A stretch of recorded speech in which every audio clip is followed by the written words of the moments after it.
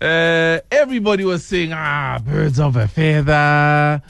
Before they even knew what was happening, they're like, the fact that Kenny was found at this house, it means that a leopard doesn't change his stripes, yada, yada, yada. First of all, legally, right?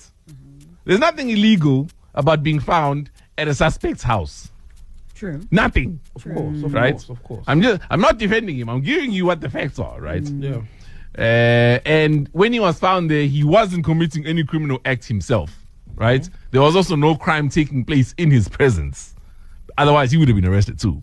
The fact that he wasn't, obviously, means it's cool. He tells us that he was there to conduct an interview.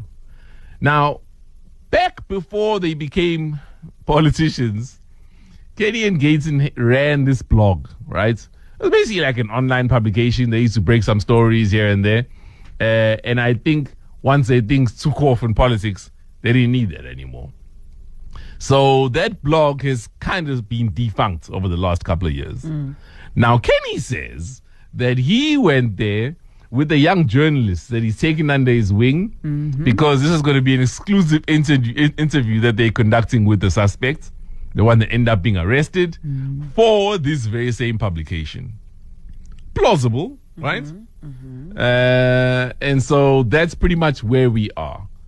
My question is, do you believe that story, that he was there for that? And then the second question is, now that Gayton McKenzie has acted very promptly, might we add, more promptly than the president has ever acted against anyone of his own. Yeah. Do you feel like Gayton is absolved of any wrongdoing? Because they were beginning to paint him with that same brush as well. Mpo? Aesthetics, guys. For me, literally, it is aesthetics. Because also this is the same Gayton McKenzie who tweeted, and I quote, "Firstly, I believe Kenny 100%. I can't expect everyone to believe him. Hence, we're launching a full investigation to prove what we know already, which is that he is innocent." Close quote. Yeah. If you are launching an investigation and you're already saying to us, you know he is innocent, you are now saying to me, you're only doing this for aesthetics. And chances are, what are the chances that he didn't know that Kenny was there to begin off with, because we know you're so close? So at the end of the day, to me, it comes across like, listen, Ntwana, you're just going to make us look bad. So let me be seen to be doing something as the leader of the PA, because we've come in and said we are anti-corruption. I disagree with that. Really? Yes. Why can't I have somebody investigated but still support them? Like, for example, if somebody is constantly going to go, I've known him for 20 years. Should never do that. But in the interest of procedure, let's investigate her, and then the investigation will absolve her. There's nothing wrong with me saying, I know you haven't done something, but still, step aside, let the investigation take over. I think he's trying to play it safe with Kenny. I tell you why. He's trying to, if he has this close relationship with Kenny. So he's trying to say, Kenny, listen, it is for optics. Yeah. You are going to be investigated, but you're still my brother and I care about you deeply and I think you didn't do this. So I think he's trying to play it both sides in terms of being clean in front of the world and police investigations that are happening, but also assuring Kenny that I got your back. And also, this Gayton and Kenny, Gayton, that's what we call them, right? The two of them, they're Gayton. They are brothers, and Gayton understands and Kenny understands that Kenny will not go down with the entire ship. They've worked very hard to convince the likes of me and so many South Africans that you could see by the voter turnout that they are the good party, and now they're trying to set an example. But really, we both know that these guys are brothers. Number one, this guy Molefe was gonna get arrested in December.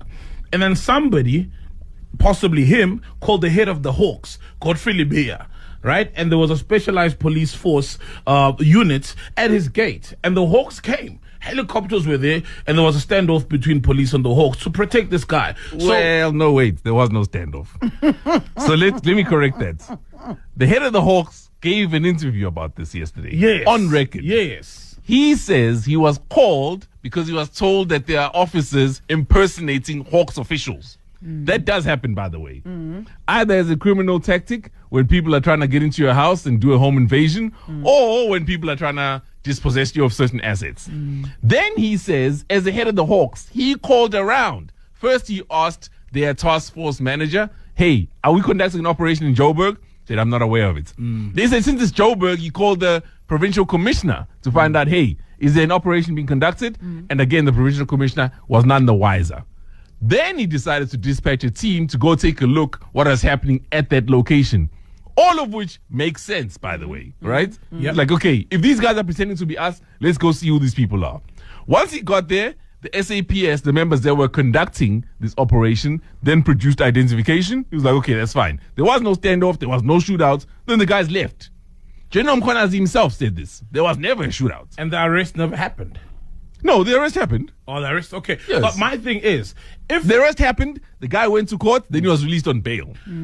okay, I was telling that story to prove that any one of us, okay, maybe not Sizwe, if the Hawks or I suspect fake Hawks were at my doorstep, the head of the Hawks is not going to be calling around. I don't even know who to call. I don't even have access to anyone higher up in the Hawks to try and, ascertain whether the guys are legit Hawks or not. So my thing is, Kenny Kunene then has founded a guy who is possibly that influential, and he says he was there because he was accompanying a journalist. I don't believe that, man. And Well, so here's the thing. The question you need to ask is, again, there's nothing wrong with any of what you said. It's all circumstantial. So fine, you happen to be at a guy's house who knows the head of the Hawks. So what? Nothing wrong with that. What you need to ask yourself, though, is Kenny being honest when he says he doesn't know the individual at all? Because if he doesn't know the individual, how was he able to then broker an interview? And the guy's never given interviews before. Yes, that's what I'd want to know. Mulefe never. I also want to know, what is this exclusive that you were there for? Well, that's another thing, because if you are there to revive your publication, now you've got the exclusive firsthand. Breaking story. Yeah. Come on, bro. I would have been tweeting live and say, hey, you are fair to.